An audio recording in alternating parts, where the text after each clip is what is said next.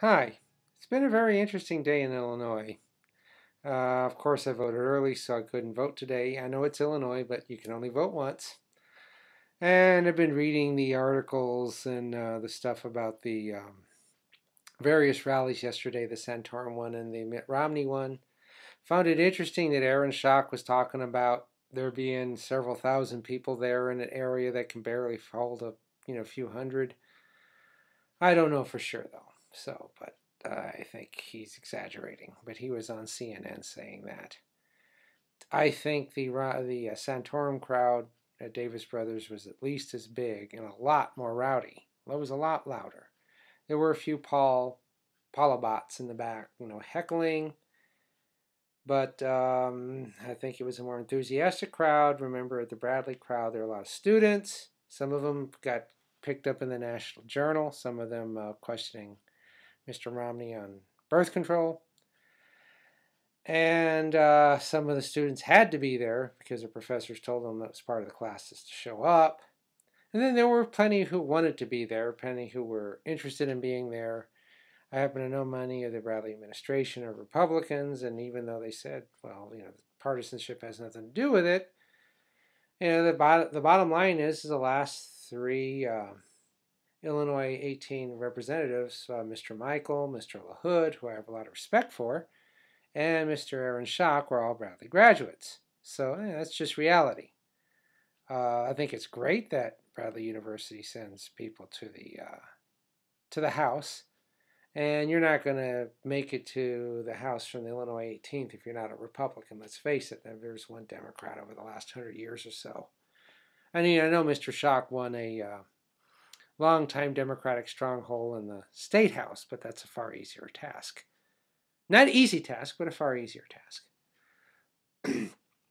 But now we're waiting for the returns to come in.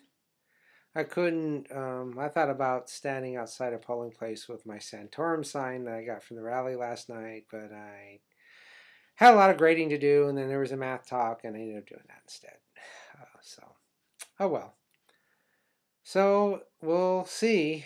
I don't know how the election went. The reports that Romney came on strong late, it sure seems to be validated by the amount of advertising, although Nate Silver says that his advertising advantage, while significant, has been somewhat exaggerated. And from what I can see, the Santorum campaign in Illinois, at least in this area, has been a disaster.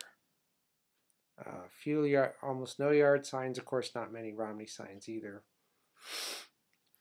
Just a very low-key campaign stop. Frankly, the Santorum campaign spot is not what you'd expect from a presidential candidate. It's what you expect from someone running for city council or maybe someone running for a small state legislative district or region. Certainly wasn't presidential caliber. But that's how it is, and the fact that Mitt Romney cannot put this guy away speaks volumes. It really does.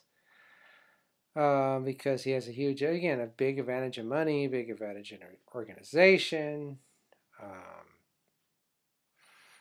And Santorum is openly seeking the Torquemada vote.